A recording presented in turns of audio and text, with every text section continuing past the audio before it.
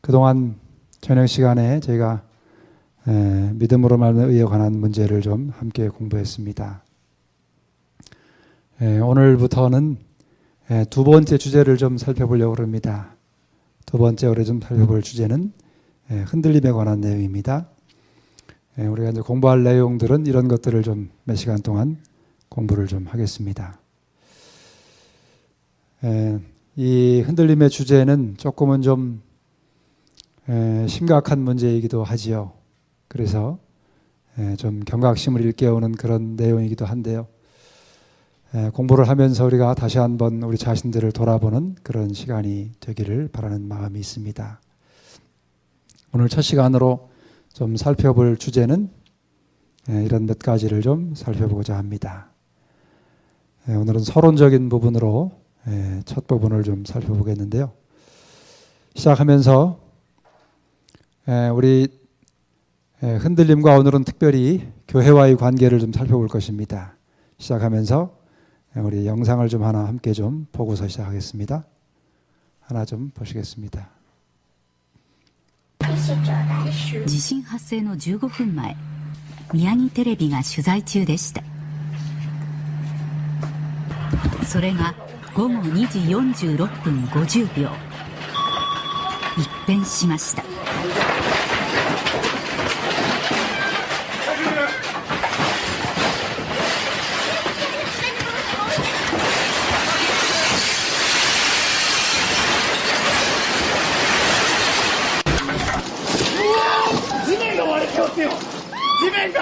地面が割れてます。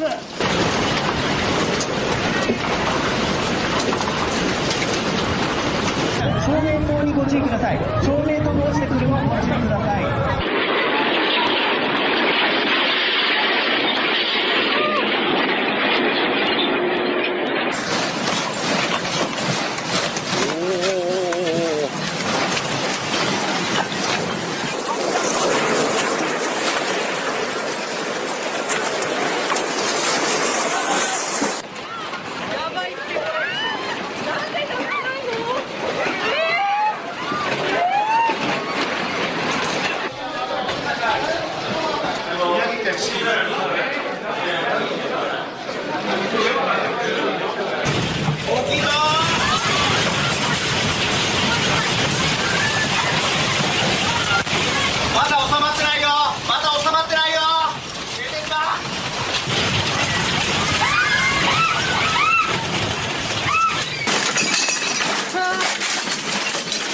巨大地震が市街地を襲う。それは転倒落下するさまざまなものから身を守る戦いだ。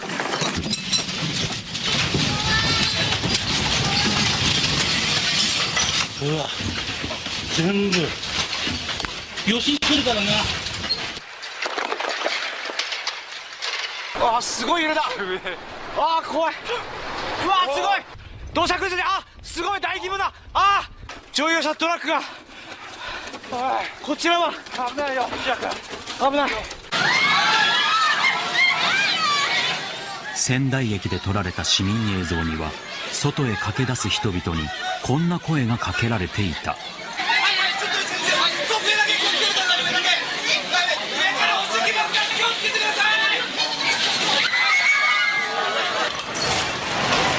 ビルが踊るように揺れた横浜では、これ落ちますよ。これやばいやばい。その言葉が現実のものとなった。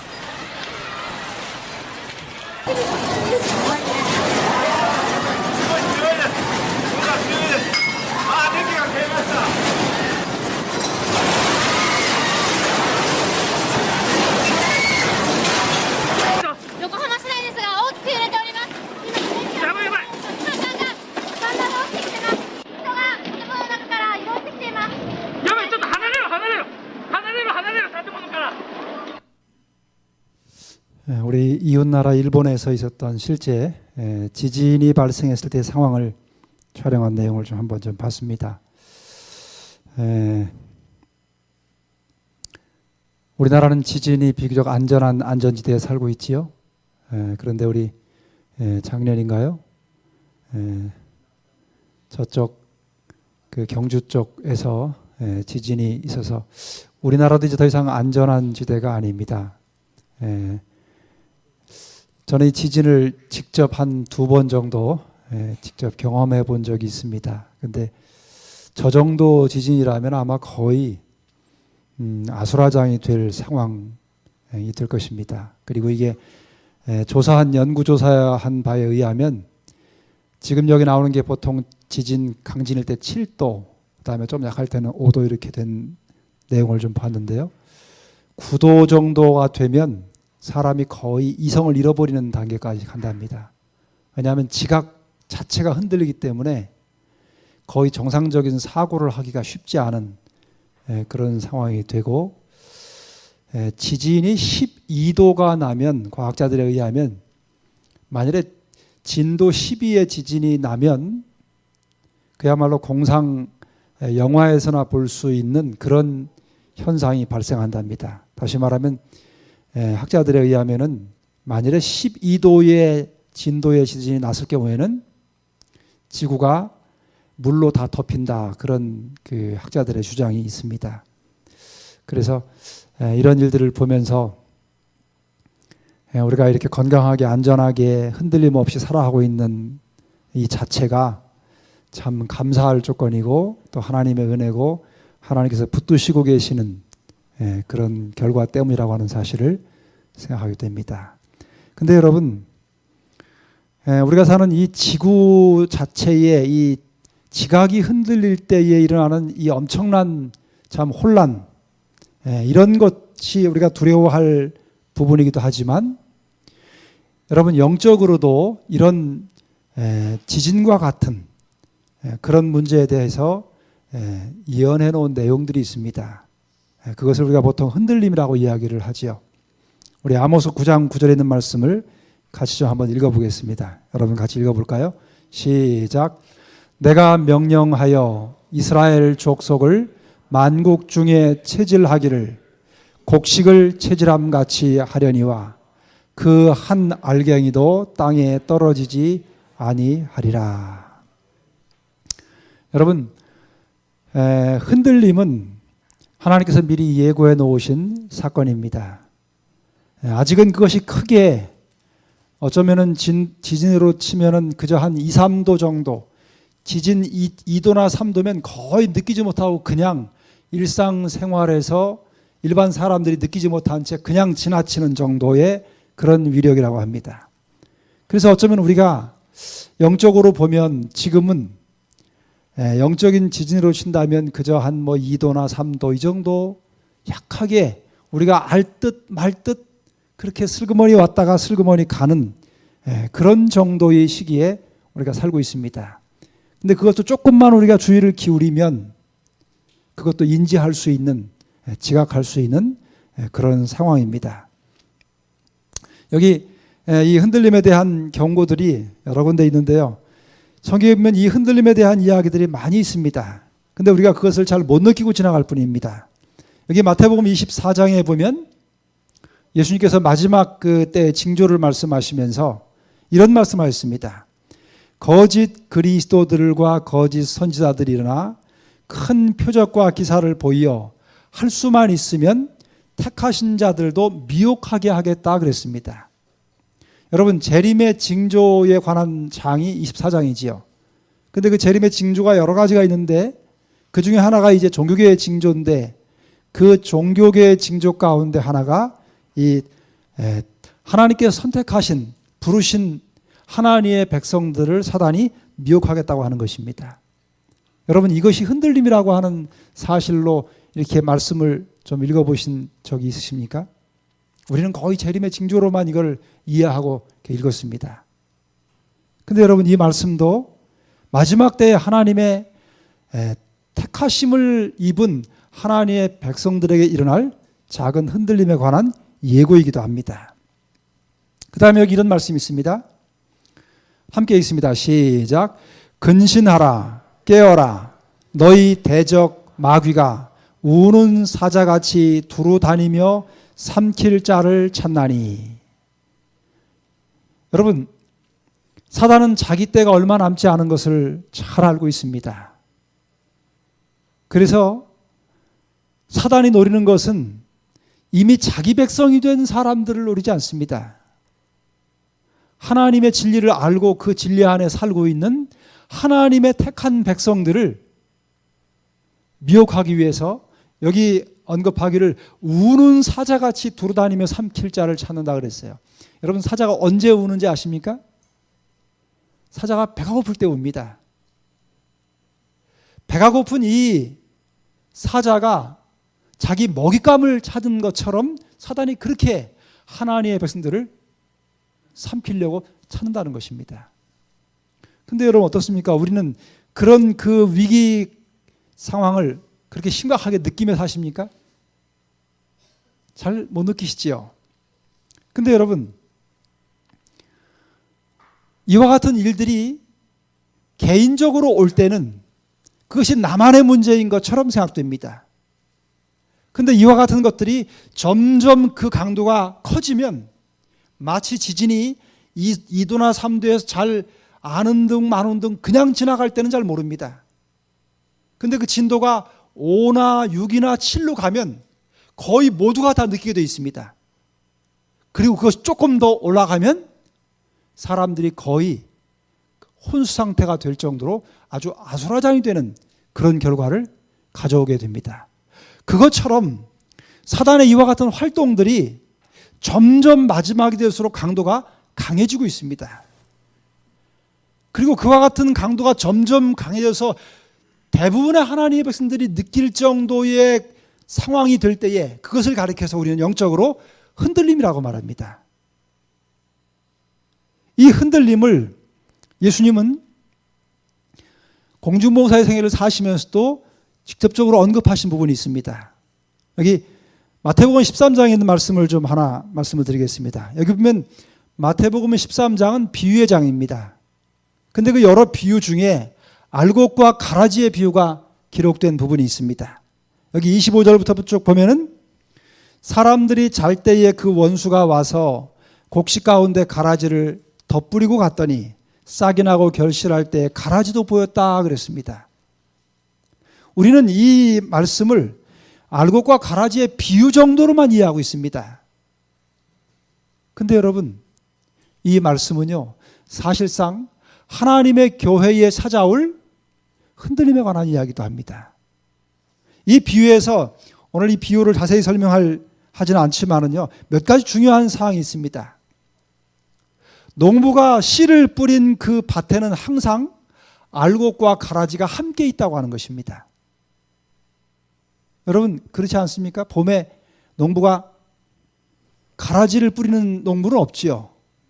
알곡만 뿌리는데도 왜 그렇게 가라지는, 소위 말해서 잡초는 뿌리지 않았는데도 왜 그렇게 잘 자랍니까? 근데 비유 가운데 보니까 그걸 누가 뿌렸다고요? 원수가 와서 밭에 뿌렸다 그랬습니다. 사단이 알곡만 있어야 될 그 밭에 가라지도 함께 뿌렸다고 하는 거예요.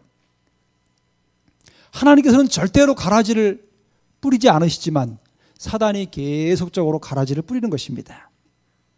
그런데 같이 자라게 되니까 어릴 때는 모르는데 조금 크니까 가라지가 눈에 보입니다. 그래서 그 가라지를 좀 뽑으려고 하니까 주인이 뭐라고 그러냐면은 그냥 두라고, 뽑지 말라고. 언제까지 두냐면 추수할 때까지 그냥 같이 자라게 하라고 하는 것입니다. 그리고 추수할 때에 그 가라지를 따로 뽑아내는 것입니다. 이 가라지를 뽑아내는 그 과정을 다른 용어로 말하면 흔들림이라고 말할 수 있습니다. 여러분, 흔들림은 그 목적이 나중에 또 이제 공부를 하겠지만은요, 흔들림을 허락하시는 하나님의 목적이 있습니다. 오늘 여러분과 제가 흔들림에 대해 공부를 하는데 이 주제는 사실은 조금은 우리를 긴장시키는 주제입니다. 근데 이 공부를 하면서 우리가 좀 두려운 마음을 가질 수 있어요. 근데 여러분, 흔들림을 허락하시는 하나님의 목적은 우리에게 두려움을 주시기 위한 것이 아닙니다. 가라지를 뽑아서 불에 사르기 위해서 다른 곳으로 가져가기 전에 가라지로 남지 않도록 우리를 미리 준비시키기 위한 하나님의 목적이 여기 있습니다. 그래서 여러분, 이 비유 가운데에서 우리가 기억해야 될 희망적인 기별은 무엇이냐면, 절대로 곡식은 주인이 그 곡식을 가라지를 뽑으려고 하다 곡식을 잘못 뽑는 일이 없다고 하는 것입니다. 우리 사람인 농부는 어떻습니까? 가라지를 뽑으려고 하다 곡식을 뽑는 경우가 종종 있지요. 그런데 하나님께서는 절대로 그런 실수를 하지 않으시는 분이라고 하는 사실입니다. 그래서 여러분, 마지막 때 하나님의 백성들에게 다가올 흔들림에 있어서 알곡으로 구별되어질 하나님의 백성들은 절대로 흔들려 떨어져 나가지 않는다고 하는 것입니다. 이 비유 가운데에서 흔들림에 관한 중요한 교훈을 몇 가지 얻을 수 있는데요. 그 중에 하나는, 흔들림은 알곡을 뽑기 위한 것이 아니고 가라지를 가려내기 위해서 허락되어지는 사건이라고 하는 것입니다. 문제는 오늘 우리가, 아니 이 자리에 계신 여러분과 제가 개인적으로 과연 알곡이 되는지 가라지가 되는지에 문제가 있는 것입니다. 그래서 우리가 이와 같은 공부를 하는 것은 마지막 추수 때에 가라지로 뽑혀진 바 되지 않도록 알곡으로 여전히 남아있도록 하기 위해서 이와 같은 공부를 해야 될 필요가 있다고 하는 것입니다. 여러분, 여기 엘렌 화이트이 17세부터 87세에 돌아가실 때까지 약 70년 동안 2000번이 넘는 계시를 봅니다. 그 계시 가운데에 그것이 정말 계시를 보는 것인지를 확인하기 위해서 어떤 때는 의사들이 와서 그 계시를 받는 동안 숨을 안 쉬니까 촛불을 갖다가 코에다가 대는 경우도 있었고요. 여러 가지 시야를 가리는 경우도 있었고 여러 가지 시험을 했는데 그때마다 계시를 받는 것이 정확하게 이렇게 확인이 됐습니다. 그런데 그 여러 계시 중에 엘렌 화이트이 아주 초기에 최초로 본 계시가 하나 있습니다. 그 계시가 어디 기록되냐면 초기 문집에 잘 기록됐습니다. 근데 그 계시 내용 가운데 보니까 하나님의 백성들이 이 길이 이 땅에서부터 하늘로 쭉 한 길이 나 있는데 그 길 저 앞에 누군가가 인도자가 있었고 그 길 뒤에는 환한 빛을 비추고 있었습니다. 거기에 사람들이 일렬로 쭉 가고 있었어요. 그래서 계시 초기에 엘렌 화이트이 그 길 가운데에 하나님의 백성들, 특별히 재림 성도들을 찾아보려고 이렇게 보니까 길에 사람들이 보이지 않는 거예요. 길은 나 있는데. 근데 그때 한 음성이 들려오기를 위를 보라, 그런 음성이 들려왔어요. 그래서 눈을 이렇게 들어보니까 저 위쪽에 아주 그 길이 높아가면서 저 위쪽은 아주 좁은 그런 길이었습니다. 근데 그 길에 쭉 사람들이 가는데 가만히 보니까 그 길을 가다가 그 여정에서 그 길에서 떨어지는 사람들이 있는 것을 보게 됐습니다. 그분에 대한 내용입니다. 나는 눈을 들어 세상 위에 높이 뻗어 있는 곧고 좁은 길을 보았다. 이 길 위로 재림 신도들이 그 길 끝에 있는 까마득한 도성을 향하여 여행하고 있었다. 오래지 않아 어떤 사람들은 피곤해지자 그들은 그 성에 이미 들어가 있기를 기대했는데 그 도성이 너무나 먼 곳에 떨어져 있구나 하고 중얼거렸다 그랬어요. 그 다음에 이어지는 기록에 보면 이런 기록이 있습니다. 어떤 이들은 그들 뒤에 있는 빛을 경솔하게 부인하면서 그들을 이와 같이 먼 곳으로 인도해 내시는 분은 하나님이 아니라고 말했다. 그러자 그들 뒤에 있던 빛은 사라지고 저희의 발은 칠흑 같은 흑암 속에 빠지게 되었다. 그들은 비틀거리며 표적을 잃고 예수님을 그 시야에서 놓쳐버림으로 말미암아 그 길에서 벗어나 저 밑에 있는 어둡고 사악한 세상으로 떨어지고 말았다. 그 뒤에서 밝은 빛을 비춰주고 있었습니다.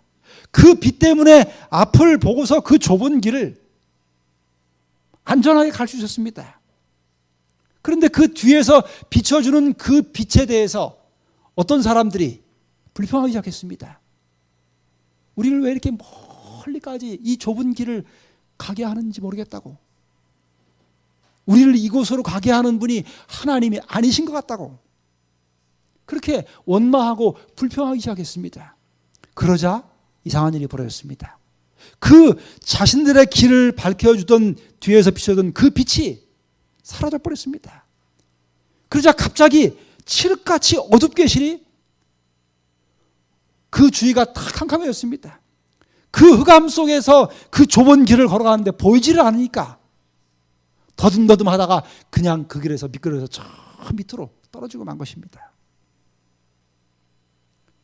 엘렌 화이트는 이 계시를 보고 나서 그걸 기록하면서 하나님의 백성들이 하늘 도성을 향해서 가는 그 마지막 남은 백성들이 그 하늘 여행길에서 떨어져 나갈 사람이 있음을 그는 깨닫게 됐습니다.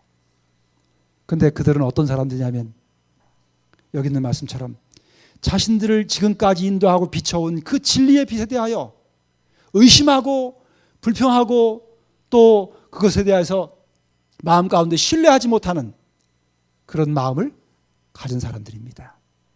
그런 마음을 품었을 때 더 이상 그들의 앞을 비춰주던 빛이 그들 앞을 비춰주지 않았습니다. 그리고 그들은 마침내 깊은 여기 표현하기를 사악한 세상으로 떨어지고 말았다 그랬습니다. 여러분 마지막 하나님의 백성들에게 흔들림이 다가올 것입니다. 그 흔들림에서 떨어져 나갈 사람들은 여러 가지 특징들이 있습니다. 그 중에 진리의 빛, 이제까지 그 높고 곧고 좁은 길을 안전하게 걸어올 수 있도록 끊임없이 비춰주던 그 진리의 빛에 대하여 불평하거나 또는 의심하거나 불신하게 될 때 그 빛이 더 이상 그들을 안전하게 비춰주지 못한다고 하는 사실을 가르쳐 줬습니다. 여러분, 이 지구상에서 가장 성경적이고 가장 밝은 진리의 빛을 가지고 있는 교회가 있다면 여러분과 제가 속해 있는 이 제7일 안식일 예수 재림 교회입니다. 여러분 그렇게 확신하십니까? 그런데요, 시간이 흐르면서 이상한 일들이 많이 벌어지고 있습니다. 그게 뭐냐면 그동안 의심 없이 신뢰하고 믿어왔던 하나님의 귀한 진리에 대한 의구심들이 하나씩 둘씩 교회 안에서 일어나기 시작했습니다. 그리고 그것은 신실하게 믿음으로 살아왔다고 생각했던 사람들을 통해서 주변에 있는 다른 연약한 영혼들에게 퍼져나가기 시작했습니다. 여러분, 최근 수년 동안에 어떤 일이 벌어지냐면 삼위일체에 대해서 부인하는 목소리가 우리 교회 안에서 나오기 시작했습니다. 그런데 어떤 형태로 나오냐면 공공연한 형태로 나오지 아니하고요, 아주 은밀하게 퍼져가고 있습니다. 어떻게 퍼져가냐면 교회의 아주 신실한 장로님들에게 개별적으로 메일이 갑니다.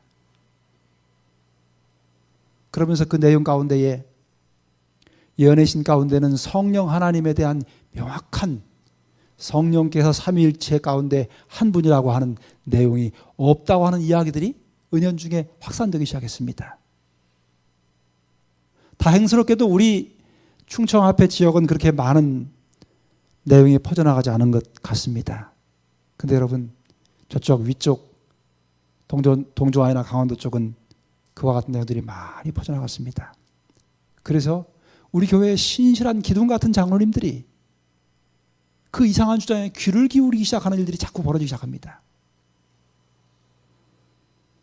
여러분, 그것뿐만이 아닙니다. 우리가 올해 1월 달에, 지난 1월 달에 사경회를 했습니다. 그 사경회 주제를 여러분 기억하시죠? 1844년 2300주야에 관한 내용입니다. 이 2300주야에 관한 내용에 대해서 공개적으로 이것이 잘못됐다고 하는 주장을 하는 일들이 서서히 번지기 시작했습니다.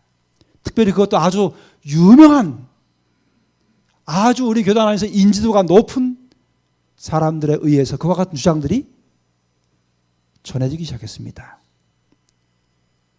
그것이 교회에 심각한 위협을 주고 있기 때문에, 또 성들에게 그릇된 길로 가게 만들기 때문에 연합회적으로 2017년을 맞이하면서 전체 상회의 주제로 선택될 만큼 그렇게 심각하게 교회 안에 이설이 들어오기 시작했습니다. 그것뿐만이 아닙니다. 그 외에도 서서히 시간이 흐를수록 이전에 보지 못했던 아주 기이한 주장들이 서서히 나오고 있는 것을 눈여겨보면 분명히 알 수 있습니다. 여러분, 흔들림이 점점 가속화되고 있는 것을 볼 수 있습니다. 여러분과 제가 바른 진리 안에 올바로 믿음의 기초를 뿌리를 내리고 있지 않으면 정말 이것이 옳을까? 내가 이제까지 믿어왔던 것이 정말로 옳은 것일까? 라고 하는 의구심을 갖게 만드는 일이 벌어집니다. 그 다음에 여러분, 최근에 더 심각한 또 다른 문제가 교회 안에 번져가고 있는 것이 있습니다. 그게 뭐냐면, 하나님께서 마지막 남은 교회로 부르시고 또 세우신 교회에 대한 마음 가운데 신뢰심들이 점점점 줄어들어가고 있다고 하는 것입니다. 여러분, 이전에 우리 재림교회 안에서는요, 하나님께서 세우신 이 교회의 조직에 대하여 의심을 하거나 또는 교회 조직에 대하여 반대의 주장을 하는 일들이 그렇게 흔치 않았습니다. 그런데 요즘은 많이 달라졌습니다. 몇 주 전에 우리 원해동 교회에서 안실화 오후에 디딤돌 프로젝트 그 설명회를 했습니다. 우리 장로님들 몇 분이 좀 다녀오셨는데요. 그때 우리 교회 성장 전략 연구소장인 우리 한송식 목사님이 와서 우리 한국 교회 실정을 설명했습니다. 그런데 여러분, 저는 그 한국 교회 실정을 쭉 이렇게 그래프로 설명을 하는 그 모습을 보면서 제 눈에 확 들어온 게 하나 있었습니다.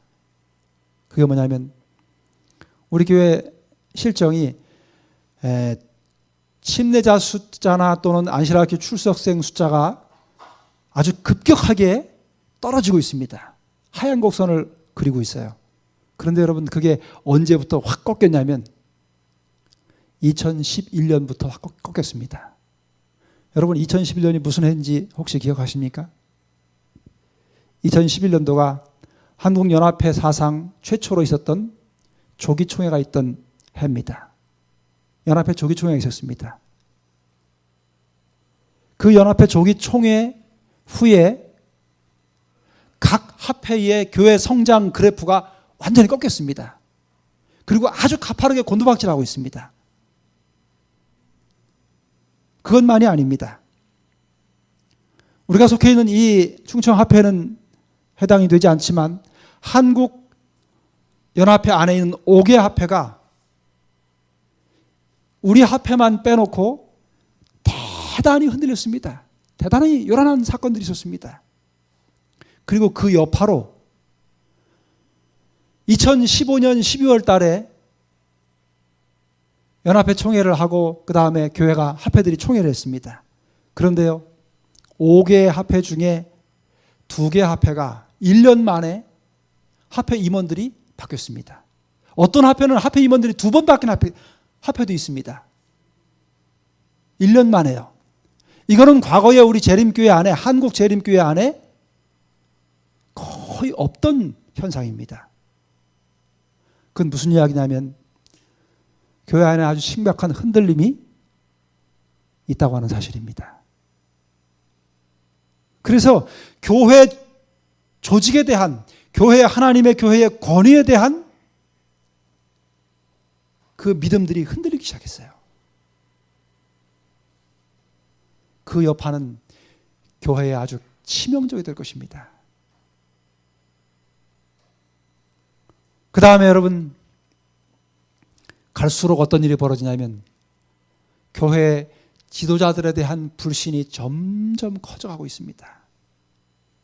참 다행스러운 것은 그래도 5개 화폐 중에 우리 충청 화폐가 제일 안정적입니다. 현재까지는. 근데 다른 나머지 화폐들은 우리가 차라리 모르는 편이 신앙에 도움이 되기 때문에 그걸 굳이 알 필요는 없지만 알면은 신앙의 손해를 볼 만큼 많은 어려움들이 있습니다.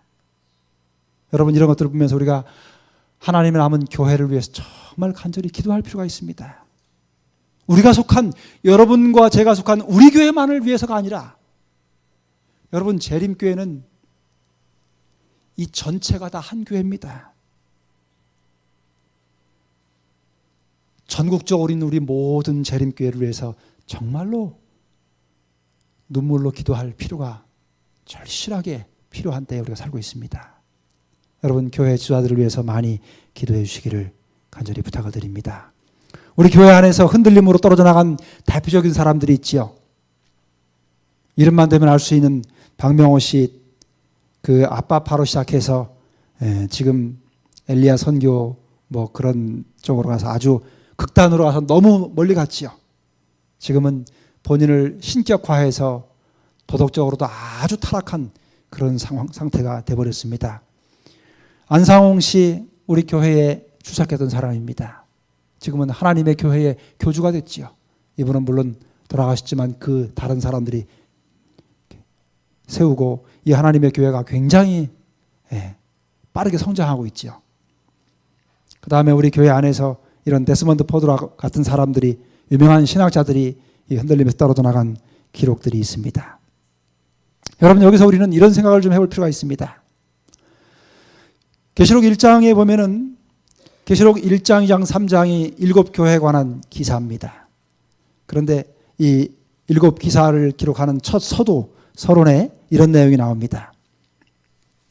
여기 보면은 7 촛대가 있고 그 촛대 사이에 인자 같은 이가 발에 끌리는 옷을 입고 그 촛대 사이를 이렇게 지나 다니는데 그 오른손에 7 별을 붙잡고 그 촛대 사이를 돌아다니는 모습을 기록하고 있습니다. 여러분, 이 모습이 어떤 내용이냐면 사도 요한이 이 내용을 바로 그대로 해석해 놨습니다. 계시록 1장 뒷부분에 가면은 이렇게 기록했습니다. 여러분 한번 읽어보겠습니다. 시작. 그러므로 내 본 것과 이제 있는 일과 장차 될 일을 기록하라. 내 본 것은 내 오른손에 7 별의 비밀과 7 금 촛대라. 7 별은 7 교회의 사자요, 7 촛대는 7 교회니라. 여러분, 이 7 촛대는 각 시대별로 나누어진 하나님의 교회를 상징합니다. 그리고 그 촛대 사이를 거니시는 분은 바로 교회의 주인 되시는 예수님이십니다. 근데 그 예수님께서 오른손에 뭘 들고 있냐면 7 별을 들고 있었습니다. 근데 그 7 별은 누구냐면 7 교회의 사자라 그랬습니다. 다시 말하면 하나님의 교회에 세우신 하나님의 종들을 가르칩니다. 무슨 이야기냐면 이렇게 어수선하고 여러 흔들림의 소식들이 들려오는 가운데 하나님의 교회는 위태위태하게 그렇게 느껴집니다. 마치 지진으로 말하면 흔들흔들 그 강도가 점점 올라가서 더 이상 건물이 서 있을 수 없을 만큼 강도가 강해지는 그런 상태에 요동하는 건물처럼 시간이 흐를수록 하나님의 교회는 그렇게 어지러울 것입니다. 그런데 여러분, 여기 우리에게 희망이 있습니다. 이 말씀은 비록 교회가 쓰러질 것처럼 그렇게 큰 흔들림으로 말미암아 어지럽게 보일지라도 그 교회 사이를 붙드시고 그 교회를 지키시고 그 교회에 세우신 하나님의 종들을 붙들고 계신 분이 계시다고 하는 사실입니다. 그분이 바로 예수님이십니다. 여러분, 하나님의 남은 교회에 다가올 운명은 큰 흔들림이 있을 것입니다. 그러나 그 흔들림 가운데에서도 하나님께서는 당신의 교회를 굳게 붙잡으실 것입니다. 여기 사도행전에 이렇게 기록합니다. 교회는 사람을 구원하기 위해 하나님께서 세우신 기관이다. 여러분, 교회는 하나님의 기관입니다. 우리가 지나간 안식일 날, 지나간 금요일 이 시간에 교사회를 하면서 우리 교사님들하고 그런 이야기를 나눴습니다. 참 신기한 것은 교회가 만일 세상의 어떤 단체나 조직 같았더라면 지금까지 이 교회가 이어져 올 수 있었을까? 여러분은 어떻게 생각하십니까? 만일에 이 하나님의 교회가요, 일반 세상에 있는 어떤 단체처럼 그런 하나의 조직이라면 이 하나님의 교회가 계속해서 이어질 수 있을까요? 그것은 거의 불가능한 일입니다. 그러나 여러분, 이 교회는 하나님께 세우신 하나님의 기관입니다. 그렇기 때문에 이 교회를 누가 붙들고 계시냐면 하나님께서 붙들고 계십니다. 여러분, 이 교회를 담임 목사가 붙들고 있는 게 절대 아닙니다. 우리 장로님들이 붙들고 계신 게 절대 아닙니다. 하나님께서 이 교회를 붙잡고 계시다고 하는 사실을 기억하시기를 바랍니다. 여기도 이렇게 합니다. 교회는 반역한 세상에서 하나님이 보유하고 계시는 당신의 요새요, 도피성이다. 교회에 대한 어떠한 배신이든지 그것은 당신의 독생자의 피로 인류를 사신 하나님께 대한 반역이다. 여러분, 교회는 하나님이 이 세상에서 보유하고 계시는 하나님의 유일한 기관입니다. 그래서 교회를 대하는 우리의 자세는요, 눈에 보이는 사람을 대하는 것이 아닙니다. 교회는 하나님의 기관이기 때문에 교회를 대할 때 우리는 하나님을 대하듯이 교회를 대해야만 될 것입니다. 어떤 사람들이 교회에 대하여 어떤 불만을 품고 이야기를 하다가 교회를 세상의 기관처럼 그렇게 생각해서 하나님의 교회를 대적하는 그와 같은 사람들이 있습니다. 그런데 여러분, 그건 참으로 두려운 일입니다. 왜냐하면 하나님의 교회는 사람이 만들어낸 어떤 단체가 아닙니다. 어떤 조직이 아닙니다. 그래서 하나님의 교회를 대할 때 하나님께 대하듯 그런 자세를 견지하는 것은 대단히 중요한 일입니다. 여기 하나님께서는 매 시대마다 하나님의 교회에 당신의 종들을 가지고 계시다고 말씀하십니다. 여러분, 한 가지 기억하십시오. 하나님의 교회는 마지막 때가 되면서 교회 안에 많은 어지러운 일들이 발생할 수 있습니다. 특별히 교회의 지도자들에게서 어떤 허물을 발견할 수 있습니다. 왜냐하면 지도자들도 연약한 사람이기 때문에 넘어질 수 있습니다. 그런데 어떤 사람들이요, 교회의 어떤 책임을 맡고 있는 지도자들의 허물과 실수를 보면서 마치 그 한 사람이 교회 전체를 대표하는 대표인 것처럼 교회가 속된 표현으로 썩었다든지 또는 교회가 타락했다든지 하나님의 교회가 이제는 더 이상 교회가 아니라고 하는 섣부른 판단을 하고 교회를 그렇게 아주 잘못 평가해서 더 이상 교회에 머무를 필요가 없다고 그렇게 단정 짓는 그런 우를 범하는 사람들이 있습니다. 여러분, 하나님의 교회의 주인은 세움을 입은 지도자들이 절대 아닙니다. 혹 그들이 실수하고 죄를 범할 수 있을 수 있습니다. 그러나 그들 때문에 하나님의 교회가 더럽혀지는 것이 아닙니다. 하나님의 교회가 더럽혀지는 것은 몇몇 소수의 사람들로 인해서 더럽혀지지 않습니다.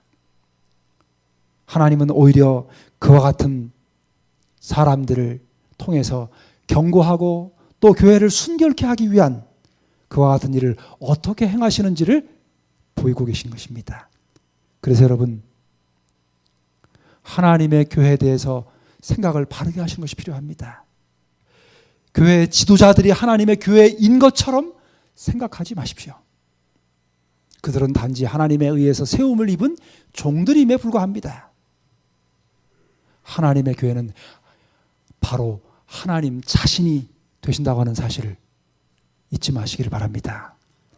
진리 되시는 하나님께서, 진리가 되시는, 생명이 되시는 그리스도께서 이 교회의 주인이시고 교회 자체가 되십니다.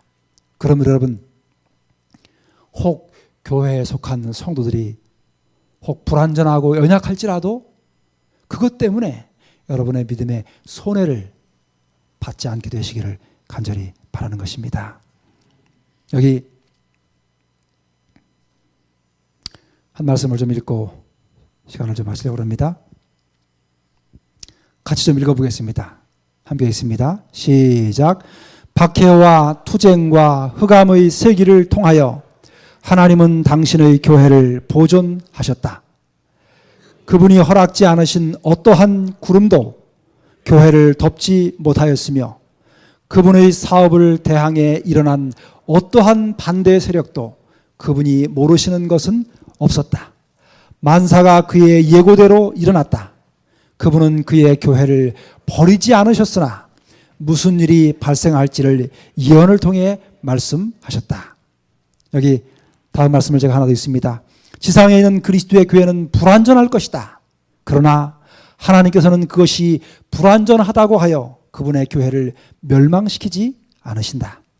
투쟁하는 교회의 교인들 가운데 신실하다라고 증명된 자들이 승리한 교회의 일원이 될 것이다. 여러분, 하나님께서는 이 불완전해 보이고 연약해 보이는 교회를 끝까지 지키실 것입니다. 그리고 마침내 최후의 승리자가 될 수 있도록 하나님의 교회에 속한 하나님의 백성들을 준비시키실 것입니다. 이 투쟁에서 끝까지 믿음을 지키는 사람들은 흔들림에서 떨어져 나가지 아니하고 마침내 알곡이 되어서 하늘 곳간에 거두어 들여진 바 될 것입니다. 오늘 이 흔들림을 공부하면서 여러분들이 마지막을 살아가는 하나님의 남은 백성으로서 더욱 믿음 안에 굳게 서시고 무엇 때문에 흔들려 떨어져 나가는지를 다시 한번 기억하시면서 하나님의 진리편에 굳게 서시는 우리 모든 성도님들이 되시기를 간절히 바라면서 말씀을 마치겠습니다.